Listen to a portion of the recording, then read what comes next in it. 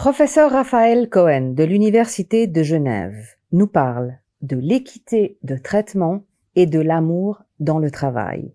Des notions nouvelles pour certains et à revoir pour d'autres. Restez connectés, restez avec nous, avec ce grand spécialiste.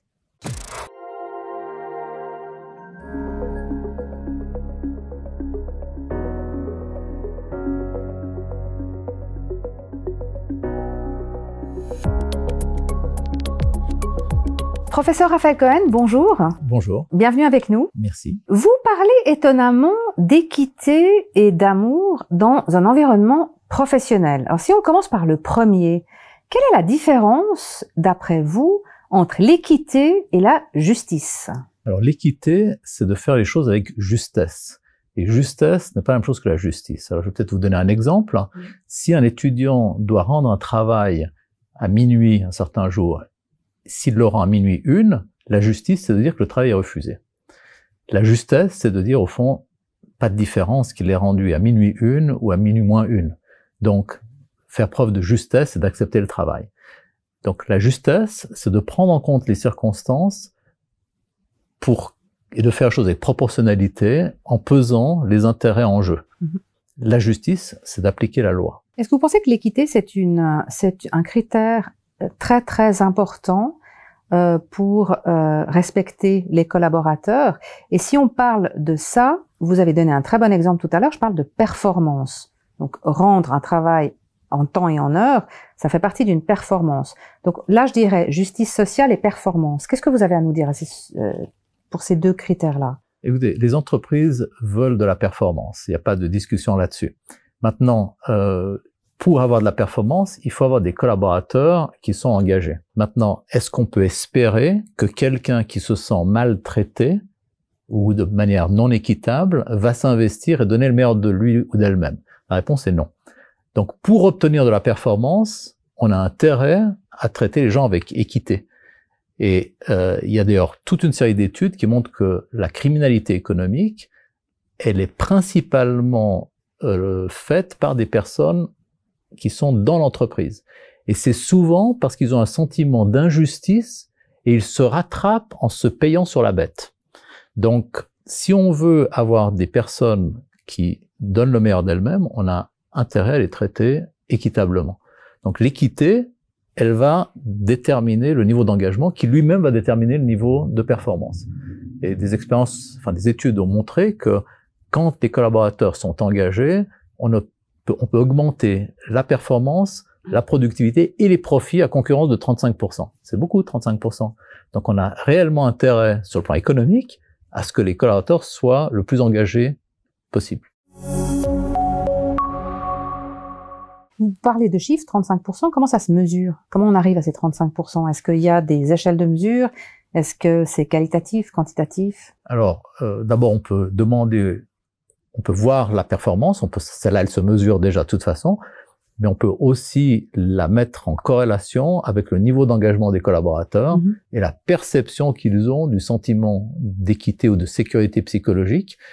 Et quand vous faites les analyses, et c'est ce que des chercheurs ont fait, quand ils font cette corrélation, ils montrent que quand il y a engagement, il y a meilleure performance. Donc c'est tout à fait analysable. Alors ce ne sont pas des statistiques précises, mais de l'ordre de grandeur, 35%, c'est beaucoup. Donc, on ne sait pas 34,2 ou 35,3. C'est entre 0 et 35, il y a une marge significative. Pour le public qui nous regarde et qui nous écoute, l'équité est une utopie. Qu'est-ce que vous en pensez? Et quand on regarde le marché du travail, on pourrait, on pourrait croire qu'effectivement c'est le cas. Alors on va pas dire partout et dans tous les domaines et avec tous les individus, mais est-ce que c'est possible de transformer le marché du travail complètement pour le rendre justement équitable? On n'arrivera jamais à faire en sorte que toutes les entreprises se comportent de manière équitable. Il y a celles qui se comportent de manière plus équitable et d'autres moins. Mais je pense qu'avec l'exigence des millennials aujourd'hui, avec l'exigence des jeunes de faire les choses avec justesse, parce que si vous regardez les enjeux de climat dont nous parlons actuellement beaucoup, les gens veulent que ça soit juste. Ils veulent que ça soit fait avec justesse. Et il n'y a pas de raison qu'il y ait une exigence de justesse vis-à-vis du climat extérieur et pas vis-à-vis du climat intérieur de ce qui se passe dans les entreprises. Il a été démontré que une des premières raisons qui amène les talents à quitter des organisations, c'est un sentiment d'injustice dans l'organisation, et pas nécessairement vis-à-vis d'eux. Il suffit qu'ils aient un sentiment d'injustice vis-à-vis de quelqu'un d'autre pour se dire « Ah oui, mais je pourrais être le suivant ». Donc, cette question du sentiment d'injustice ou du sentiment de justesse, elle est primordiale pour conserver les meilleurs. Parce que les bons, ils n'ont pas besoin de rester là où il y a un sentiment d'injustice. Comme ils sont bons, ils vont trouver un job ailleurs.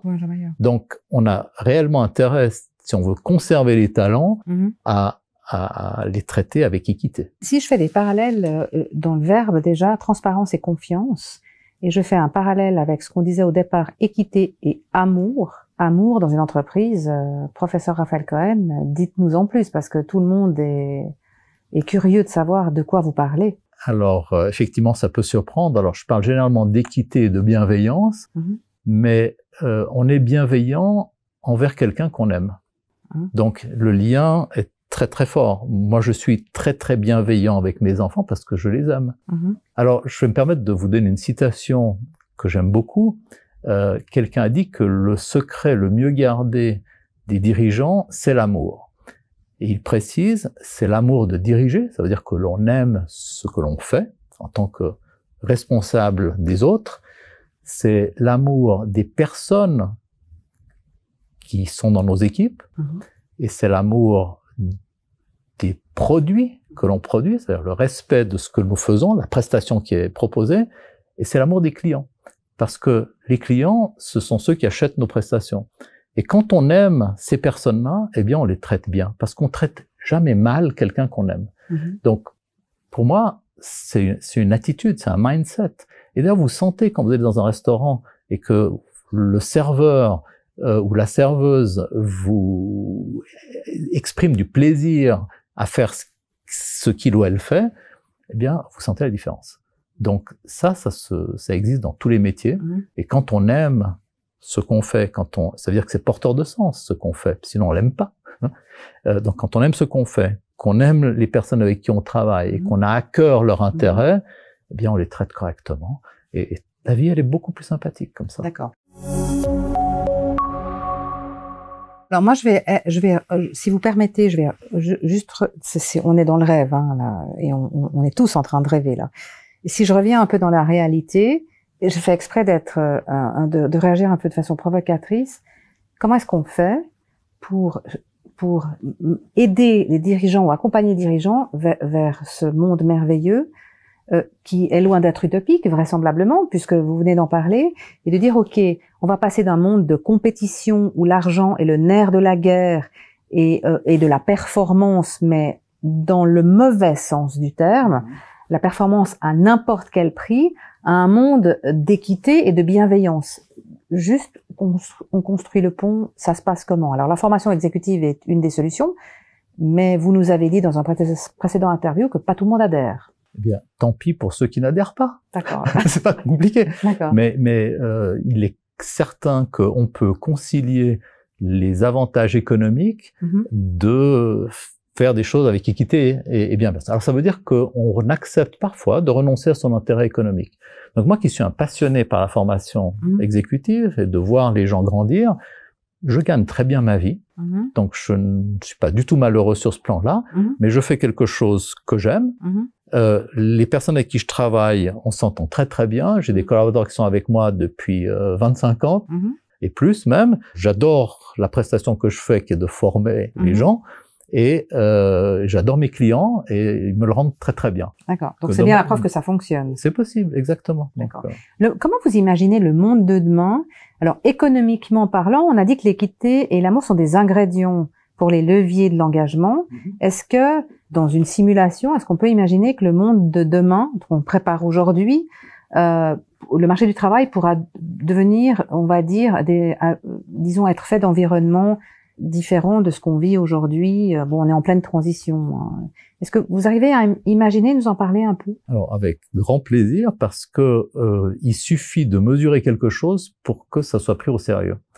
Et moi, je viens de faire un sondage auprès de mes équipes en leur demandant quel était mon niveau d'équité, mon niveau de bienveillance. Ouais. J'ai reçu mon score. Alors, je ne vous le donnerai pas ici, mais ça veut dire qu'au moment où on le mesure, on y prête attention. Ouais. Et il suffira de mesurer le niveau d'équité, le niveau de bienveillance. C'est la même chose que quand on demande aux gens s'ils conduisent mieux que la moyenne des autres. Et 80 et quelques % vous disent qu'ils conduisent mieux que les autres. C'est pas possible, parce que la moyenne, c'est la moyenne, ok? Ça signifie que les gens ne sont pas très lucides par rapport à leurs propres compétences. C'est le passager dans la voiture qui vous dit si vous conduisez bien ou pas.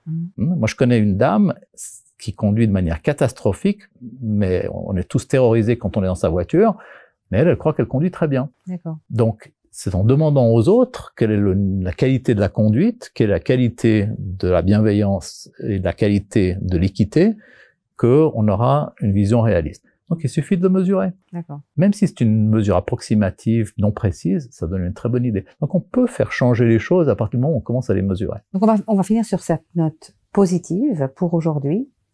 Et sachant que le prochain interview sera justement centralisé sur et ciblé sur le management, donc les bons et les moins bons. Donc là aussi, on va partir sur une note d'espoir. Professeur Raphaël Cohen, merci beaucoup pour votre temps et ce passionnant interview. À très bientôt. Merci à vous. Cette interview est en collaboration avec Doukas Copy TV. Merci beaucoup. Restez avec nous. À très bientôt.